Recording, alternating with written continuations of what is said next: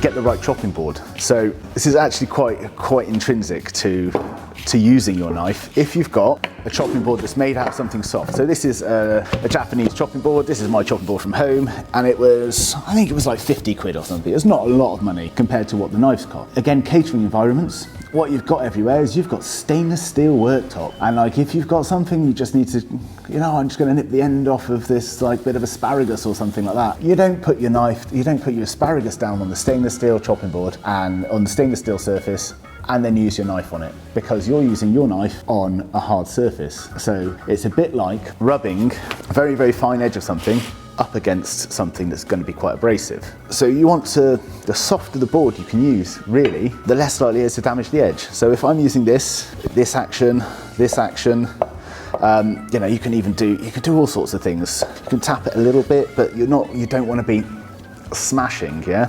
The more the rocking, the more slicing you can do, the gentler you are being to the edge of your knife, the longer this knife's going to stay sharp, the less maintenance you're going to have to do on it, and the longer the knife will last. If you're smashing it around daily, going, oh no, it's blunt again, I'll sharpen it. Oh no, it's blunt again, I'll sharpen it. Oh no, it's blunt again, I'll sharpen it. Your knife's going to get progressively smaller and smaller and smaller, and you're going to have to spend an awful long time maintaining that edge.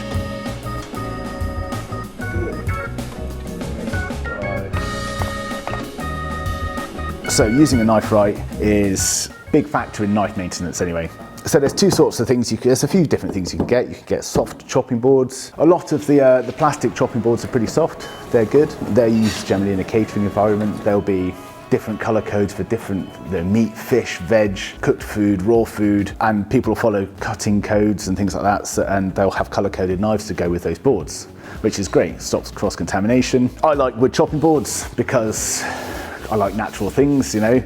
So this is I think it's called, I can't remember the name of the wood, but it's a soft pine basically. It's a slow growing soft pine from Japan, and it's a traditional wood for using for chopping boards and things. And you can see by the amount of scratches and marks in it, it yields under the knife as opposed to the knife bouncing off the surface. So that's one type of board you can use, which is great. This one here, this is what's called an end grain chopping board, yeah? So this is actually a beautiful thing. It's oak and walnut. It's made by a chap called James Billings. So end grain boards are slightly different from not end grain boards, surprisingly enough. So wood has a series of fibres through it, and all of those fibres, they're like little tubes. It's the way that the wood gets, you know, stuff and nutrients from the wood, from the roots up to the leaves, and vice versa. So with an end grain board, all of the fibres are lined up this way. So it's a bit like having a whole bunch of straws end on. So it's the same way that butcher's blocks are made. So that is another way of maintaining your knife, is using an end grain board, because it's going to have less impact on the knife than cutting through fibres. You're sort of resting into the fibres, not cutting across the fibres. Again, it's little details, but butcher's blocks are made of end grain. I think it's usually ash or something like that. Butcher's blocks are lovely if you've got a butcher's block. If you don't need a butcher's block, you can get these all over the place. And like I say, this guy makes beautiful, beautiful bits of wood, and I do appreciate a beautiful bit of wood.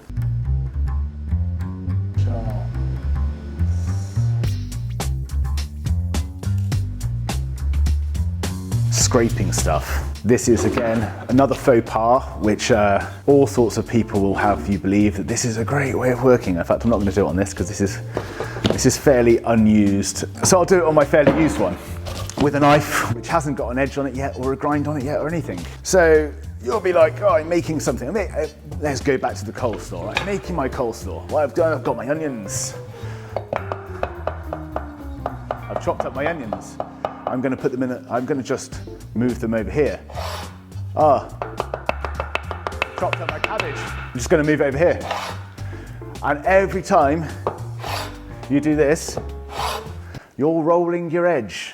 That edge is going from this to that because you're putting pressure on it and you're moving it across the board. And generally, you'll be doing that one way more than the other way. So you won't be going, I'm chopping over here, because you'll be right-handed, you'll be moving it that way.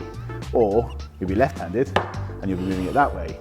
The way to solve that is basically, once you've done chopping your stuff, or that, or whatever you fancy, you can use the knife and you can use your hand to push it onto the knife and put it in a bowl.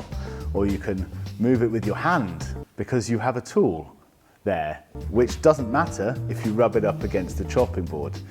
Now the knife will end up going blunt quicker if you rub it sideways across the chopping board. It's just, again, mostly common sense. But if you've got a Victorinox workhorse in the kitchen that you're smashing around all day, do whatever you like with it, because it doesn't matter, it's not yours. But don't expect it to be sharp, because it probably won't be. And if you do sharpen it, don't expect it to stay sharp, because it just won't. So that's top tips on chopping boards, I think. Don't use glass chopping boards. If you're using really hardwood chopping boards, like oak that aren't end grain, that's not so great for your knife either. So the softer the chopping board, the better really. People sell these sort of rubberized mats as well, which are quite good for chopping. They don't take the edge off your knife. That's all win-win basically. We need your help. If you feel this video was informative or valuable, please hit that like button because it helps us to gain visibility by the YouTube gods. If you want to check out our other knife care videos, click this one over here. If you really want to see how a whole custom knife is made from scratch, check out this video instead. Thank you for watching and hope to see you on the other videos.